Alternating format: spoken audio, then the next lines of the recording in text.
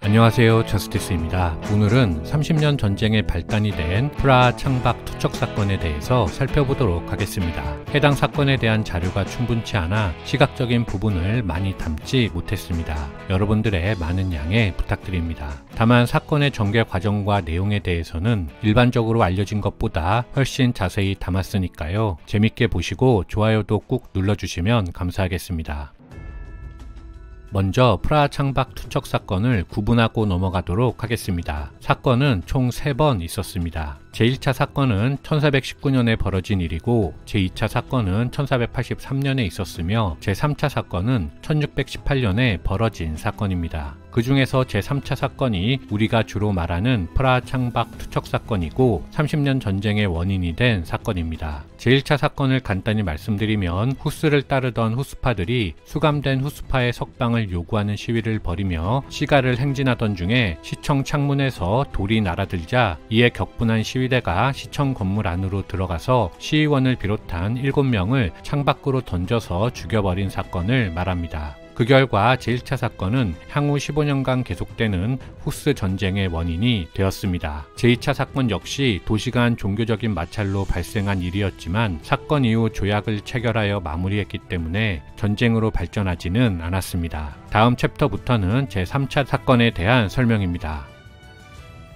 16, 17세기 보헤미아 왕국은 신성로마 제국의 선제후가 배출되는 중요한 국가였습니다. 단 보헤미아 왕국은 신성로마 제국 황제 선출권에 한 표를 행사했지만 제국의 행정권에는 관여하지 않았습니다. 많은 영역이 제국 밖에 존재했기 때문입니다. 인터넷에 보면 신성로마 제국의 경계를 표현해 놓은 지도들이 많이 있는데 어디가 신성로마 제국의 경계에 들어오고 나가는지 불분명하기 때문에 개인적으로는 그 지도들을 무작정 믿어서는 안 된다고 생각합니다. 대략적으로 그랬겠거니 어림짐작할 뿐이지요. 보헤미아 왕국은 슐레지엔과 라우지츠, 모라비아 변경국의 군주권까지 보유하고 있었습니다. 가장 부유했기 때문입니다. 보헤미아 왕국은 다스리는 영역이 넓었기 때문에 언어도 지역마다 달랐습니다. 독일어, 체코어, 폴란드어, 밴드어, 슬로바키아어 등이 사용되었습니다. 체코인은 언어와 종교, 기질까지 독일인 슬라브인과 달랐습니다. 비잔티움으로부터 기독교를 받아들였을 때부터 자신들의 형편에 맞게 변형해서 예배했습니다. 가톨릭에 편입된 후에도 마찬가지였죠.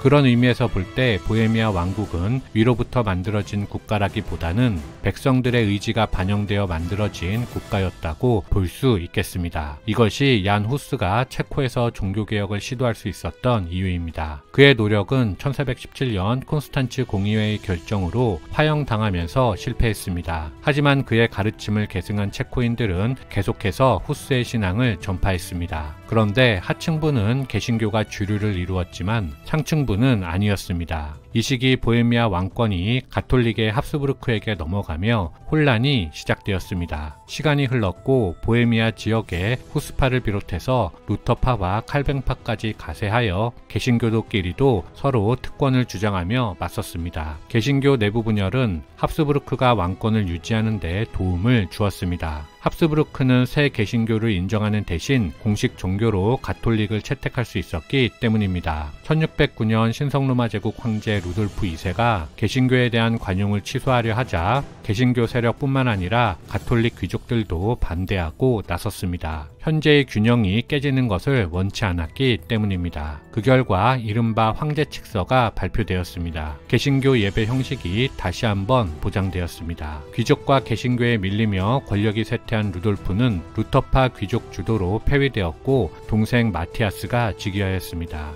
정리해보면 보헤미아 왕국의 위험은 종교와 정치가 지나치게 활발하고 여러 계층의 욕망이 충돌하는 데 있었다. 가톨릭, 후스파, 루터파, 칼뱅파는 누구라도 서로를 인정하지 않고 독불장군식 지도자가 출현하는 것을 극도로 꺼려했다 정도로 요약할 수 있겠습니다.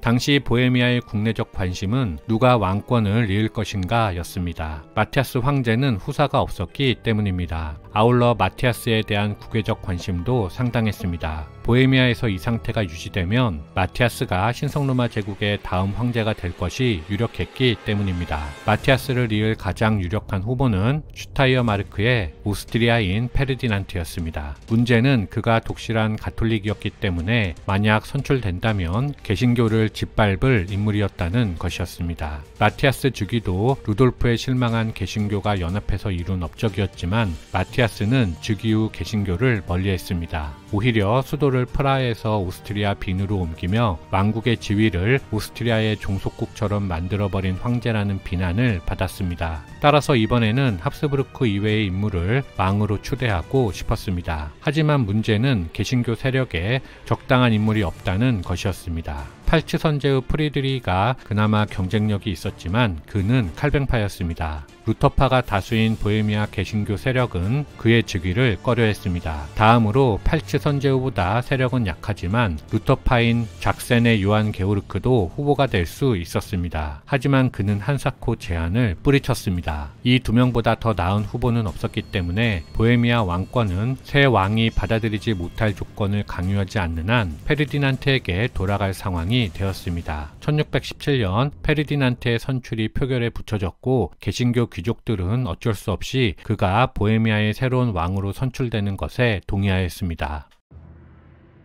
한편 늙고 병든 황제 마티아스는 프라하를 떠나기로 결정했습니다. 그러면서 독실한 가톨릭인 야로슬라프 마르티니치와 비렐름 슬라바타를 비롯한 5명의 총독 대리를 임명했습니다. 하지만 5명의 개신교 인사는 포함되지 않았습니다. 가톨릭만을 등용한 그의 조치에 의혹이 증폭되는 가운데 사건이 벌어지고 말았습니다. 프라하 대주교구에 속한 한 마을의 신교도들이 자체적으로 교회를 건립하면서 본인들이 대주교의 수하가 아니라고 주장했기 때문입니다. 그러자 옆 동네였던 브라우나우라는 소도시에도 똑같은 일이 벌어졌습니다. 개신교도들의 논리적 근거는 황제 칙서였습니다. 칙서에 따르면 신교도들에게 왕의 땅에서 교회를 세울 수 있는 권리가 명시적으로 보장되어 있었기 때문이죠. 이에 대해 보헤미아 정부는 그 조항은 인정하지만 만약 왕이 땅을 양도해서 그 권리가 타인에게 넘어가면 그때는 신교도들의 권리도 무효가 된다고 주장했습니다. 이것은 가톨릭과 개신교의 충돌이 종교 대립일 뿐만 아니라 왕과 백성들 간의 영토 싸움이었다는 것을 의미했습니다. 마티아스는 빈에서 만약 신교도들이 주장을 굽히지 않는다면 무력으로 제지하라고 명령을 내렸습니다. 총독 대리들은 명령에 따라 거세게 저항하는 브라우나우 사람들을 대거 체포했습니다. 이에 대해 모든 신교도들이 투옥된 사람들의 석방을 요구하며 연합해서 대규모 시위를 벌이기 시작했습니다. 정부는 집회를 해산하고자 했지만 오히려 시위는 들불처럼 번졌습니다. 그들은 총독 대리들의 처형과 개신교 비상정부 수립을 요구했습니다. 프라하의 흥부는 최고조에 달했습니다. 개신교 대표단은 수많은 군중을 이끌고 왕궁으로 향했습니다. 접견실을 통과해 총독 대리들이 있는 방으로 들어갔습니다. 슬라바타와 마르티니치는 도망갈 틈도 없이 갇혀버렸습니다. 자신의 앞에는 성난 시위대가 있었고 뒤에는 돌밭이 있었습니다. 최후의 순간이 왔습니다. 너나 할 것 없이 몰려든 사람들이 두 사람을 창가로 끌고 갔습니다. 다른 사람들은 창문을 뜯어냈습니다.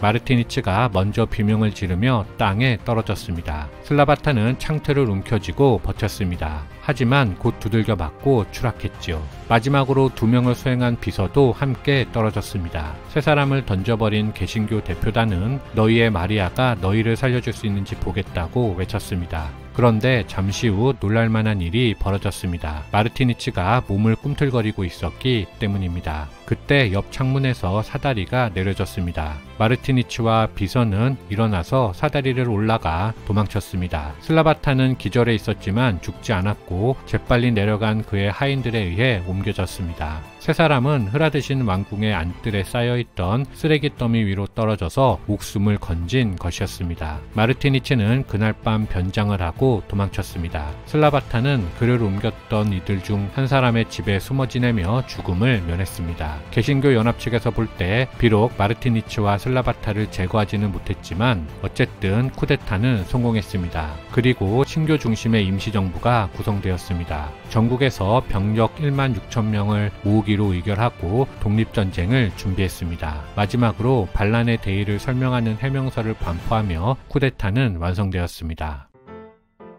군대를 모은 새 정부는 보헤미아 독립투쟁에 나섰습니다. 하지만 각 세력 간 지향점이 달랐기 때문에 언제든 와해될 수 있는 위험성도 내포하고 있었습니다. 제일 먼저 가톨릭 예수회가 추방되었습니다. 아울러 가톨릭 지역을 정복하기도 했습니다. 빈에 있던 마티아스는 신교도들의 석방과 사면을 제안하며 협상을 요구했습니다. 하지만 쿠데타 세력은 협상 제의를 거절했지요. 이제 전쟁이 불가피하게 되었습니다. 1618년 8월 그렇게 제국군이 처음으로 보헤미아 국경을 넘어 들어왔습니다. 30년 전쟁은 그렇게 시작되었습니다. 이상 마치겠습니다. 감사합니다.